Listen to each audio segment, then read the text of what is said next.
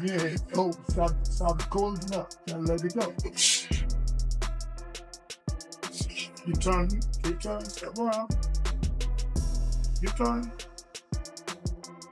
Nah, he's strategic. He's setting guys up. He been boxing since a little kid, just like I've been boxing since a little kid. And you can tell, like, with the experience. Even with his last fight with Frank Martin, you can see Frank Martin was more so an amateur. Like, the experience he got is not on the level of, like... Gervonta Tank Davis, known for his knockout power and disciplined style, sticks to a highly structured training routine to stay at the top of his game as he prepares for his rescheduled fight against Lamont Roach.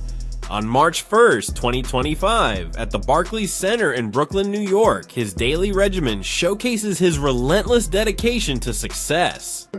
Yeah, oh, stop closing up. Gotta let it go. Keep turning, step around.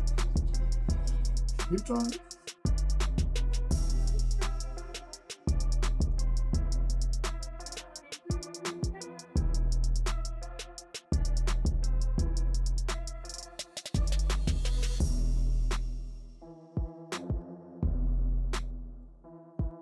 This, yeah. Thank all day, baby. Thank all day. He's a word. He's a word.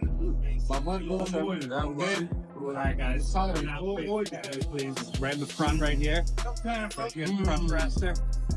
He's a word, thing. Come on, back, stand here, please. The show notes in the face. Back in the camera, in the back. Go in the back one more. You don't even believe it shows. Davis starts his day late in the morning, usually around 11 a.m. His first priority is hydration, drinking a liter of water to wake up his body and stay properly fueled. He then spends 15 minutes on stretching and light yoga to improve flexibility and get ready for the intense training ahead. During this time, he avoids distractions, staying fully focused on his routine.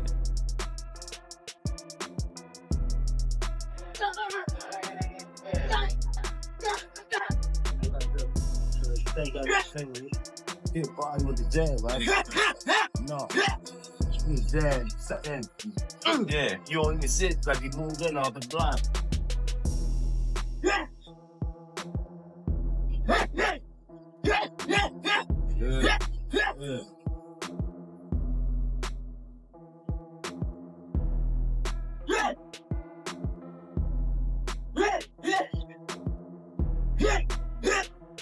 Davis heads to the boxing gym for focused skill training.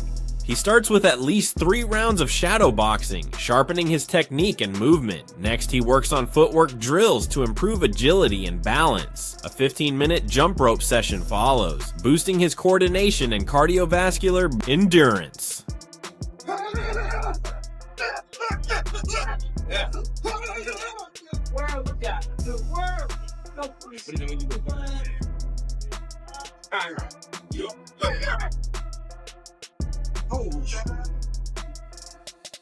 There you go. There you go.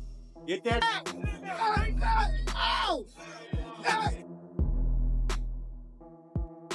Good.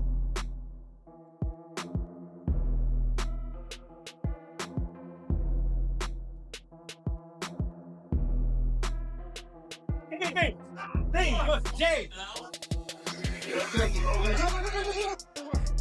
5, 4, 3, 2, 1. Next, Davis moves on to speed bag training to enhance his rhythm and timing. He follows this with double end bag drills to sharpen accuracy and heavy bag rounds to build power. Each round lasts 3 minutes with a 1-minute rest, simulating real fight conditions to strengthen his stamina and endurance. Like day one in the camp, I start running probably like, it's different times. I might don't feel like running in the morning, I might run at night. It all depends what fits you. Like, I run in the morning, if I don't, I'll run at night. Train probably like 2 or 3. If I want to do something again, I train at night or I run. and that'll be it. But when I'm in camp, I really don't go outside. Like, it's hard for me to go outside, so I just be in the gym and home. That's it. Like, I don't go nowhere. For real. Okay. So I do it for myself, but I do it for the people with me. My whole family is from DC. My whole family, like my entire family. Don't bring them. Don't bring them. For what? Don't bring them. I'm telling you, They don't gonna bring celebrate with me. Yeah, Don't bring them. it's gonna be a party on your floor. I'm gonna let y'all know, son. His father was up here It's shaking gonna what's the name? He was shaking on the Wow. on my kids. He was shaking on this. On Hey, my kids, he was never. shaking. Don't Never. say, bruh. That's cap. A key part of Davis's training is working closely with his trainers. They focus on combination drills to boost his offensive skills and defensive techniques to sharpen his reflexes. Head movement drills are essential for helping him dodge punches, while counterpunching exercises improve his ability to respond to attacks. He also practices timing, range control, and angle cutting to ensure he's fully prepared and technically sound in every aspect of his game. Some people just go away and be For you specifically. me. First of all, I get a camp house, out here. Like day one in the camp, I start running probably like, it's different times. I might don't feel like running in the morning. I might run at night. It all depends what fits you. Like, I run in the morning. If I don't, I'll run at night. Train probably like 2 or 3. If I want to do something again, I train at night or I run, and that'll be it. But when I'm in camp, I really don't go outside. Like, it's hard for me to go outside, so I just be in the gym and home.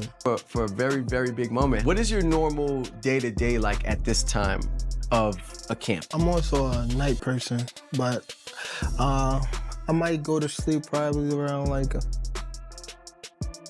3 to 4. Probably wake up probably like 11, get my run in, and then eat, probably lay back down, and then wake up probably like 6 or 7, get my night workout in. Damn, so you're doing 2-a-days at this. Davis recently commented on Tyson Fury's unusual training camp routine, which has caught the attention of the boxing world. Fury, known for his quirky methods, shared a unique practice that surprised many. When asked about it, Davis expressed both surprise and amusement, acknowledging that every fighter has their own way of preparing, but Fury's approach was especially unexpected. I hear a lot of boxers do weird things during camp. What? I've heard like Tyson Fury said he off 7 times a day. What? Because he wants to keep his like testosterone going.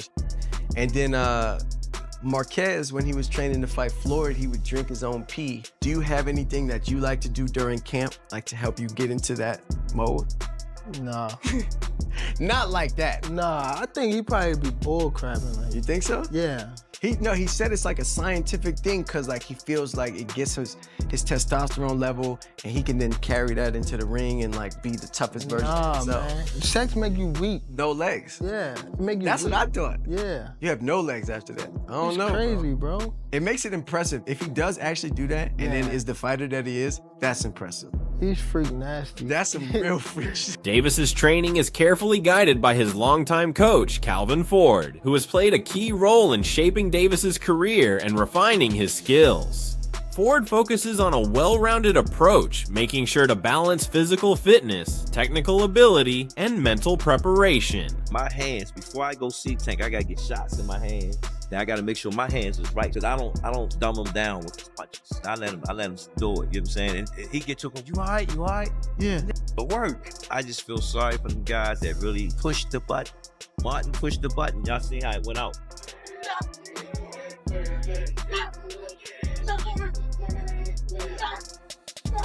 In interviews, Ford has emphasized how crucial discipline and consistency are in Davis's training. He customizes sessions to build on Davis's strengths, like his explosive power and agility, while also working on areas that need improvement for a well-rounded skill set. Ford's approach includes intense sparring, strategic game planning, and developing a strong mental attitude to ensure Davis is ready for any opponent. No one's been able to solve Tank Davis. What do you need to do to, together with you and your team and obviously your son, to score that victory? We got a game plan. We're gonna execute it and we're gonna get the Move result. that With a head, bob and weave, bob and weave. Hey, that go both ways. That go both ways. Bob and weave. Tank, what is Lamont gonna learn March 1st inside that ring here at Barclays Center? Bob and weave, bob and weave. You got bob and weave. He's in what? You got bob and weave, job, bob and weave. The upcoming fight between Davis and Roach has stirred debate in the boxing community, with some critics arguing that it seems more like a financial spectacle than a true competitive showdown. Oh, he's doing this fight for money, and Tank is strategically picking him because in the amateur world, you guys fought twice, right? And you lost, what, both times? In the amateur fight. So are you all friends? Are y'all cordial? First, what's the relationship? We're cordial for You're sure. cordial. Yeah. Yeah, so He cool to me. he's cool to you. Yeah. And you haven't heard that he said anything differently.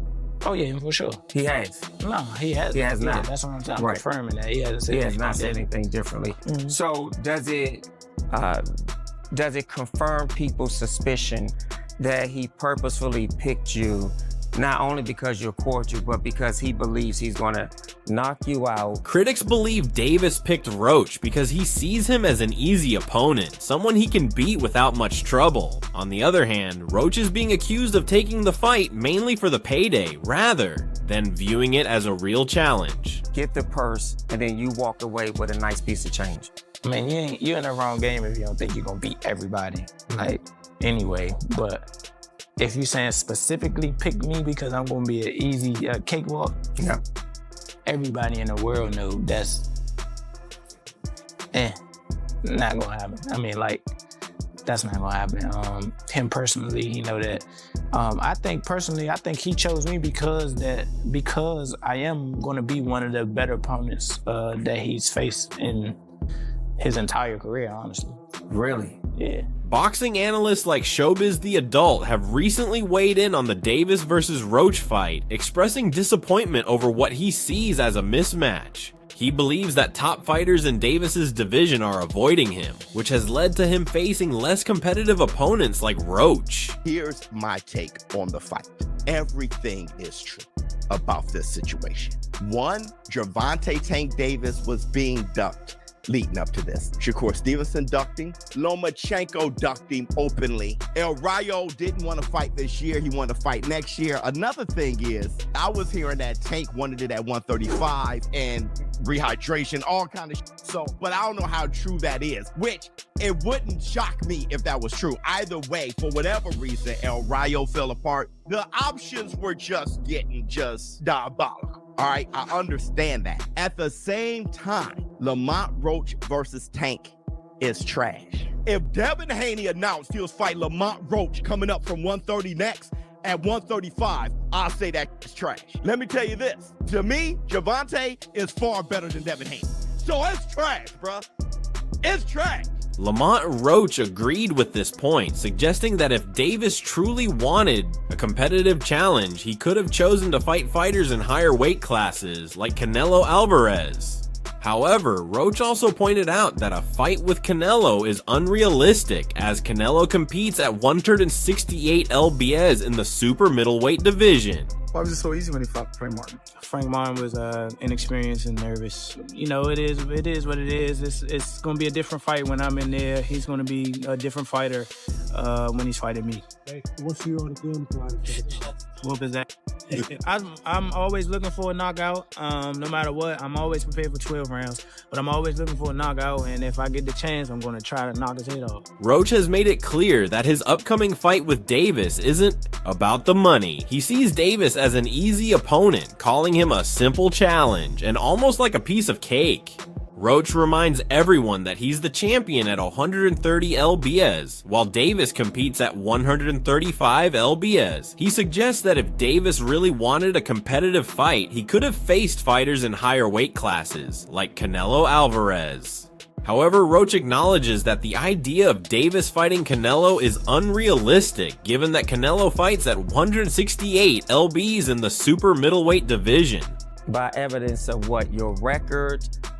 Because you had to get, if I'm not mistaken, you had to get permission to be bumped up to that weight class of lightweight in order to fight? Because you're in the what range of 130? Yeah, I'm the champion at 130. You're the world champion at 130, and he's 135. Mm-hmm. Yeah. So, aren't there other fighters he could have fought within an upper weight class like Canelo? I've heard a lot of people say, why isn't he fighting Canelo rather than Roach? What's up with that? They want that man to fight Canelo, man. They do. I don't know. That's I've crazy. heard a lot of people say that. That's crazy. Floyd Schofield, another boxer in the lightweight division, shared his thoughts on Gervonta Davis's focus leading up to the Roach fight. Schofield believes that Davis would be better off concentrating on his opponent rather than getting distracted by outside noise like social media or personal issues. You mentioned, obviously, the Lamont Roach fight with Gervonta. We don't know if that's happening 100% December or January, but how do you see that fight going? Do you feel confident giving a prediction on someone else's fight as opposed to your own? Me personally, no, because I don't know what Lamont Roach and his team are working on. I don't want to, down the man, because who knows, maybe he might shock the world. It's not on us to decide. I mean, boxing is a one-shot sport. Anything can happen. Nobody's invincible from getting knocked out. So, I mean, Tank better stay off Twitter. He better worry about his opponent. So, that's all I got to say. But in my opinion, Tank should win, but you never know. Stephen A. Smith, a well-known sports commentator, shared his thoughts on the Davis versus Roach fight, suggesting that Roach might be at a disadvantage because of his size. Smith pointed out that Roach is too small for the matchup and believes that Davis, being the larger fighter, could have the advantage. And lastly, Stephen A., last name I, of course, want to throw your way is Gervonta Davis. I know you believe in his skills. Yes, I do. But I do. What do you think of his fight with Roach? Oh, sorry, go ahead. I think Roach is too small. I think Roach is too small. And that's my issue. I'm not questioning the skill set or anything like that. But it was similar to Frank Martin. You know what I mean? This guy comes in there and you got 18 fights.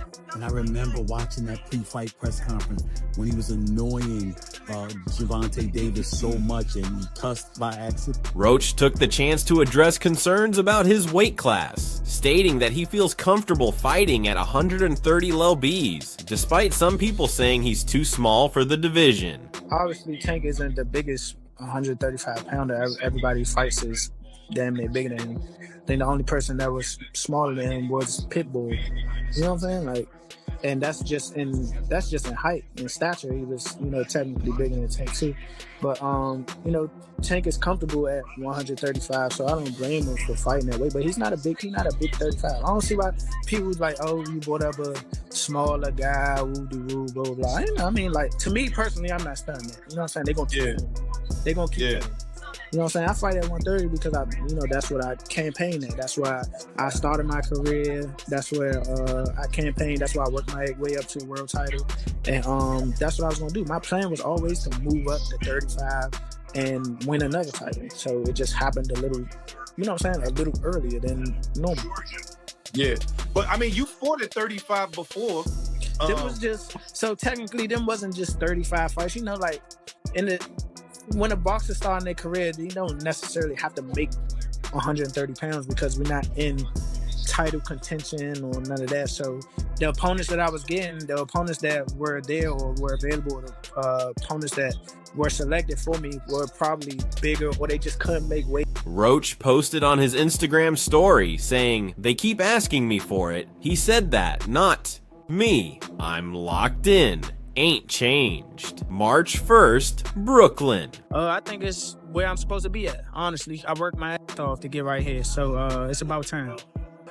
Lamont, when Tank says that he's going to retire at the end of next year, do you think he has one foot out the door? Yeah, for sure. I think that was a mistake for him to say that, especially in front of me. So, I'm going to just take advantage of him and show him why he shouldn't have said that or why he shouldn't be contemplating that. When he talks about you not bringing your family, what goes through your mind when you hear him say that? I ain't worried about that. Do you think the upcoming Gervonta Davis versus Lamont Roach fight is a must-watch event, or does it seem like a mismatch? Share your thoughts in the comments.